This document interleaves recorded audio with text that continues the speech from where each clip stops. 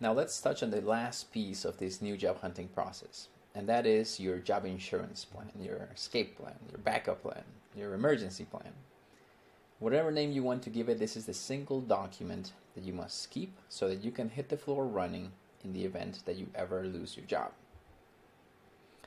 If you've ever lost your job or something happened that immediately threatened it, you probably experienced some sort of shock. That shock greatly affects your mindset and can make it very difficult to think clearly. Poor thinking often leads to poor decisions, which are then followed with a lot of stress and anxiety. In short, the sudden loss of your job can leave you paralyzed and in panic mode. But wouldn't it be wonderful if, like a fire escape plan, you could look at a document and know exactly what to do in such a moment?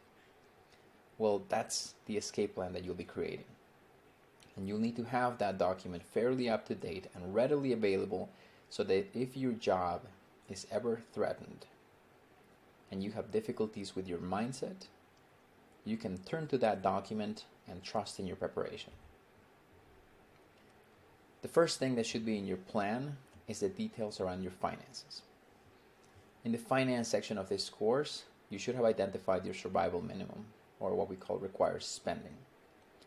Now to that number, you'll add roughly 20% to account for any deductions such as taxes, insurance, and light savings. This is your minimum salary. This is not what you want your next job to pay. This is just a boundary. If any job offers you less than this, you simply cannot accept it. At least not without needing to make any changes, such as relocating to have perhaps a lower cost of living or getting a second job. Once again, this number, your minimum salary, is just a boundary. This is worst case scenario. Now, the actual happy salary is simple. Just grab the minimum salary and double it. Here, you'll follow the 50-30-20 rule, where you will use 50% to meet your needs, your required spending or fixed expenses. Then 30% will go to your wants, and 20% will go towards savings.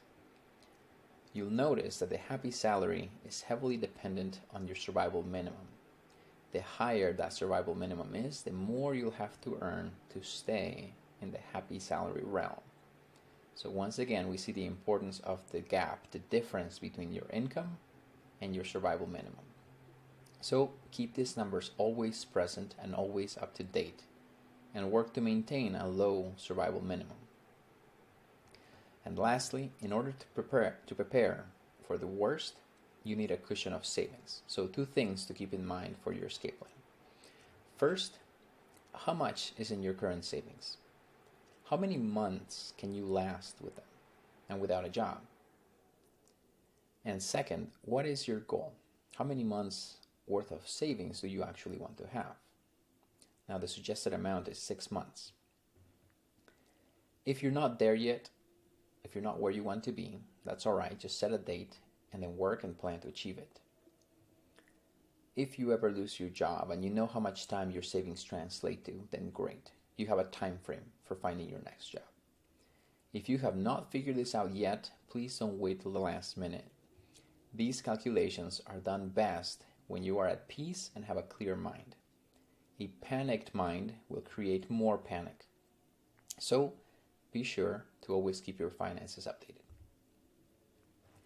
The next item in your plan should be the details of your next career step.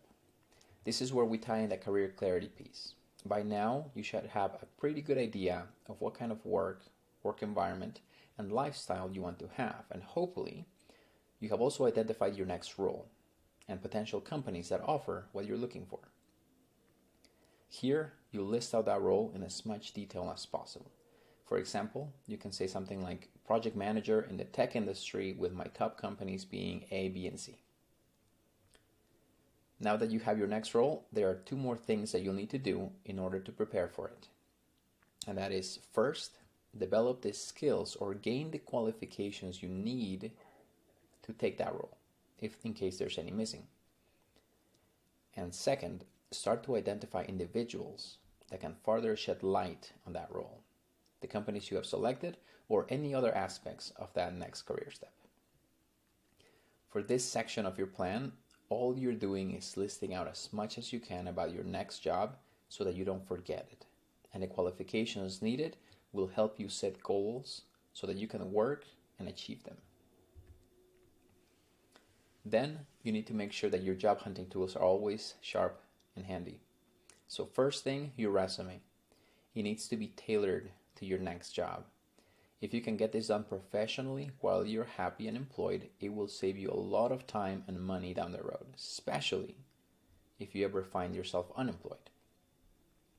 The next is your personal brand. This is your 24-hour online resume that sets you apart as the ideal candidate for your next role and can get you basically unlimited job leads. Also, you need to make sure that you have a strong network to go with that brand. Your network can help you with mentoring and referrals. All of these aimed at the direction that you want to go, aka your next role, your next industry, next company. Not to mention the support which becomes invaluable during your difficult times. These job hunting tools are always aimed at your next role, which means if your next role changes, these tools must also change. So use your escape plan document to ensure your resume, your brand, and your network are all currently aimed at the target that you have identified. And lastly, come the fire drills. Here is where you can practice taking your next career step. So set a frequency for how often you'll have networking meetings and informational interviews about your next role. Set a goal for how often you'll have formal job interviews or job screenings. And lastly, set a goal for how often you'll aim to have at least one job offer while you're employed. Now, a clarification. Getting a job offer doesn't mean you have to take it. Remember, this is a proactive approach. Having standing job offers will do the following. 1, they will give you massive boost of confidence because you know you're wanted in the field that you're choosing. And 2, they will give you freedom because you know that you won't be at the mercy of the job hunt. And 3, these will do wonders for you in your current role because getting job offers boosts your own personal psychological safety and helps you speak up at work.